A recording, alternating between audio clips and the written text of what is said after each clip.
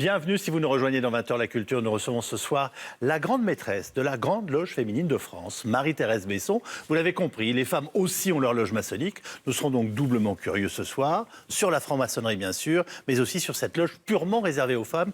Du coup, je vous cède la parole, Alice. Un mot tout d'abord sur Arnaud Beltrame, victime du terrorisme la semaine dernière, qui a été inhumé aujourd'hui à Carcassonne. On a appris beaucoup de choses sur cet homme forcément ces derniers jours, et notamment qu'il était franc-maçon.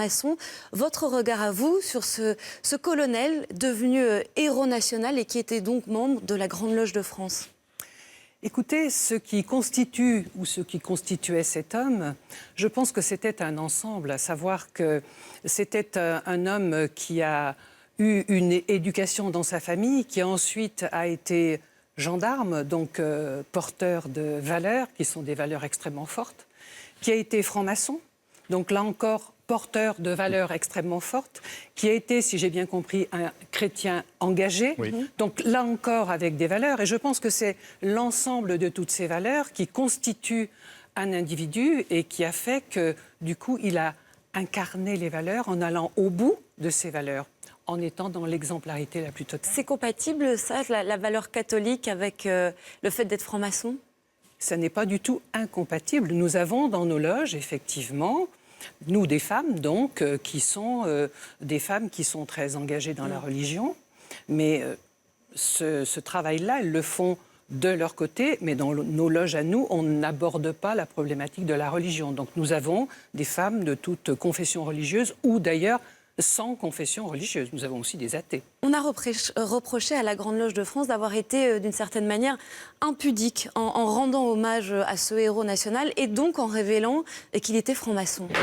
Ça pose la question en même temps, on pourrait dire, de l'intimité ou du secret qui serait lié à un engagement de ce type, qui est un engagement individuel. Quel est votre avis là-dessus? Est-ce qu'il était normal que l'on sache qu'Arnaud Beltrame était franc-maçon et appartenait à cette loge? Alors, je ne vais pas porter de jugement sur ce qu'a dit ou pas dit la Grande Loge de France. C'est pourtant ce que je vous demande. Oui, mais j'ai bien compris. Mais en fait, je ne vois pas... Pour eux, c'était un exemple, et c'est pour tout le monde un exemple, et pour tous les francs-maçons. Nous sommes toujours en train, en franc-maçonnerie, de défendre des valeurs et de nous dire porteurs de valeurs et de travailler sur des valeurs. Mais si ces valeurs, nous ne les incarnons pas dans notre vie au quotidien, dans la société, je veux dire, à quoi est-ce que ça sert de travailler sur des valeurs si c'est pour les laisser enfermer dans un petit coin de sa tête et ne jamais les mettre en œuvre? Donc je pense que c'est un magnifique exemple, mais par contre, on ne peut pas, je pense, réduire cet homme à sa qualité de franc-maçon.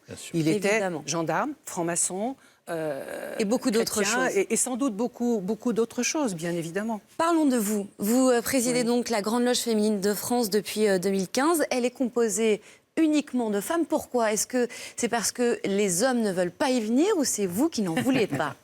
C'est un choix.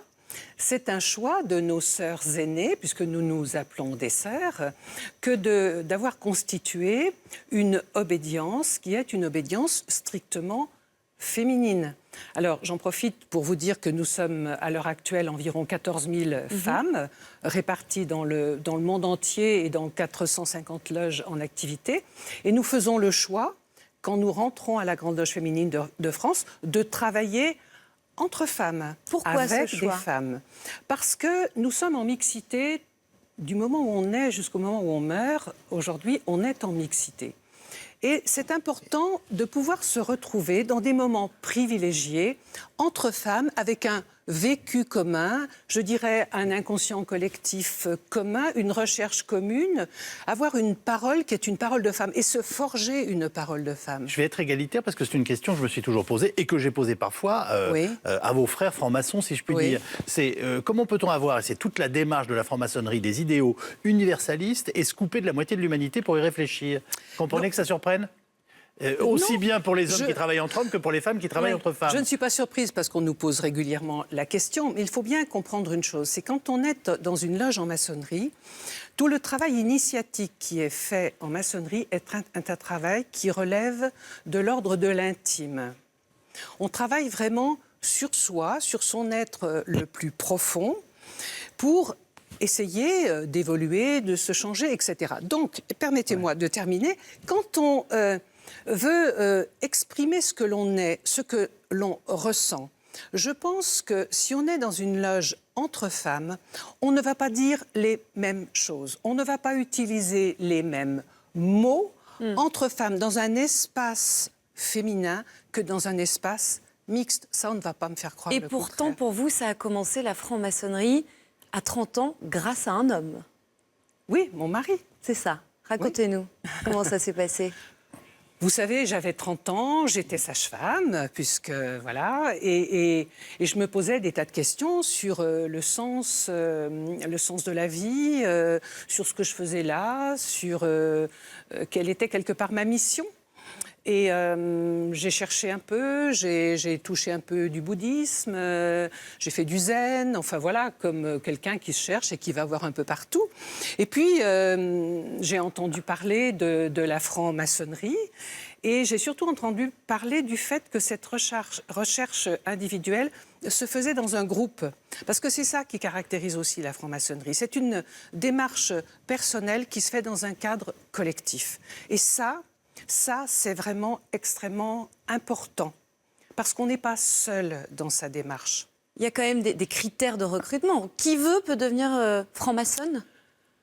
À partir du moment où vous êtes en quête, parce qu'il faut bien savoir une chose, c'est que la franc-maçonnerie, la Grande Loge féminine de France, entre autres, est un ordre initiatique.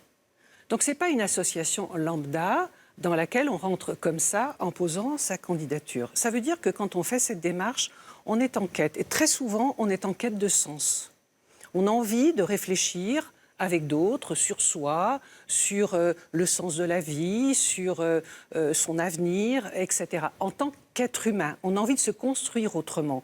Et c'est cette démarche-là qui pousse à rentrer en franc-maçonnerie. Et il y a une méthode de travail en franc-maçonnerie à travers le symbolisme, qui est une méthode de travail de questionnement sur soi, qui va faire qu'avec les autres, progressivement, on va évoluer, on va changer, on va s'enrichir, on va développer des qualités différentes. Je vais nous ramener à l'actualité, si vous le voulez bien, Oui. Marie-Thérèse Besson, parce que c'est aussi votre travail, ce que vous évoquiez comme un travail. Oui. Et historiquement, pour les francs-maçons et les francs-maçonnes, c'est un de leurs objectifs, notamment au sens noble du terme, d'influence ou de réflexion dans notre société. Nous ramener à l'actualité la plus récente, avec notamment le projet de loi Schiappa contre les violences sexuelles. Oui.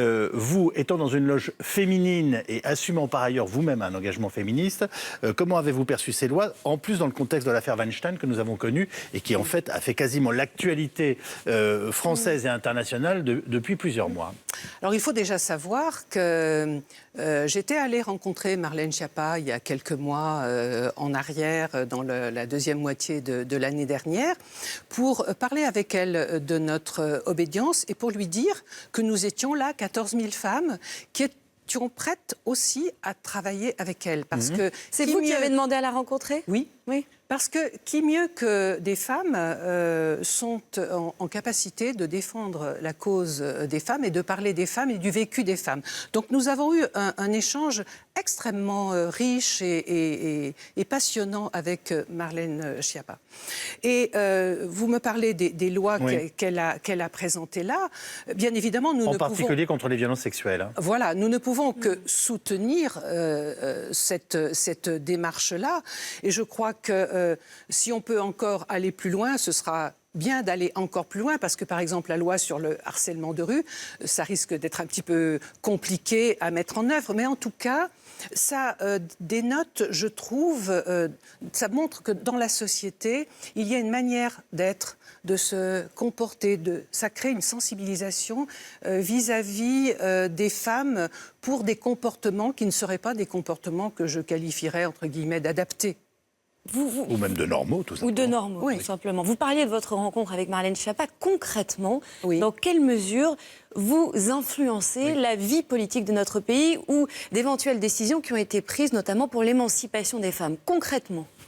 Alors, concrètement, déjà, il faut savoir que nombre de sœurs qui sont dans notre obédience sont engagées dans le tissu associatif. On en a beaucoup. Donc déjà, là où elles se trouvent, elles travaillent, elles œuvrent avec d'autres femmes sur ce type de sujet. Par ailleurs, eh bien, nous intervenons quand nous sommes sollicités. Par exemple, on a travaillé il y a quelques mois en arrière avec la Commission des droits des femmes du Sénat sur l'égalité femmes-hommes dans le cadre de la laïcité. Ça a été une de nos réflexions. Après, dans notre histoire, ça c'est un petit peu plus vieux, mais nombre de nos sœurs ont été des femmes qui ont été engagées au niveau, par exemple, du planning familial. On sait que Simone Veil, par exemple, le mari de Simone Veil était franc-maçon. Elle-même était franc-maçonne, je crois. Pas à ma connaissance, non, je ne crois pas. Est-ce qu'on peut considérer, on a l'impression tout de même que pendant des années, sans les hommes, beaucoup de décisions, on pense notamment à la loi de 75 sur l'IVG, est-ce qu'on peut considérer que sans le mari de Simone Veil, cette loi n'aurait pas pu être mise en place? Je crois quand même que Simone Veil s'est largement battue et illustrée à travers cette loi.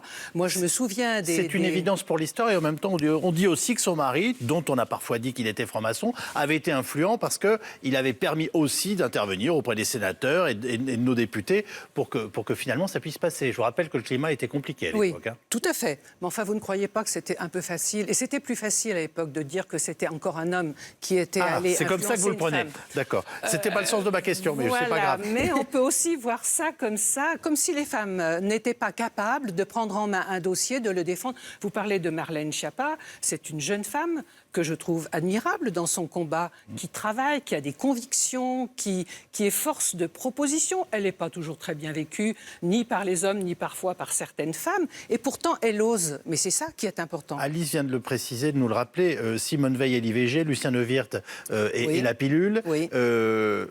En tout cas, les francs-maçons ont été présents. Alors, à l'époque, on disait parfois le lobby franc-maçon a été derrière pas mal de ces avancées, en tout cas, l'a accompagné. Oui. Est-ce qu'aujourd'hui, sur la situation des femmes dans notre société, au moment où on a une ministre, en l'occurrence Mme Schiappa, qui vient de proposer un texte contre les violences sexuelles, est-ce que vous voulez actif pour accompagner ce changement et ce mouvement de notre société? Alors, on accompagne le mouvement de cette société, ce mouvement de société à travers ce que je vous disais, l'ensemble des sœurs impliquées dans le tissu associatif, mais aussi parce que nous avons dans notre obédience des commissions nationales, et entre autres on a une commission nationale des droits des femmes qui travaille en permanence sur les droits des femmes et qui va aller s'impliquer là où se prennent les décisions, y compris au mois d'avril prochain, on va être...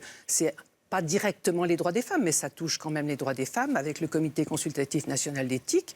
Tout ce qui tourne autour des cellules souches, de l'embryon, ça touche aussi les femmes quand même, quelque part. Merci beaucoup Marie-Thérèse Besson. Je précise que vous serez en déplacement dans toute la France dans les semaines à venir, le 3 avril à Dijon, le 20 avril à Aurillac et le 25 avril à Nemours, où donc ce travail va continuer de se faire. Merci d'être venu nous voir ce soir pour nous préciser votre travail actuellement.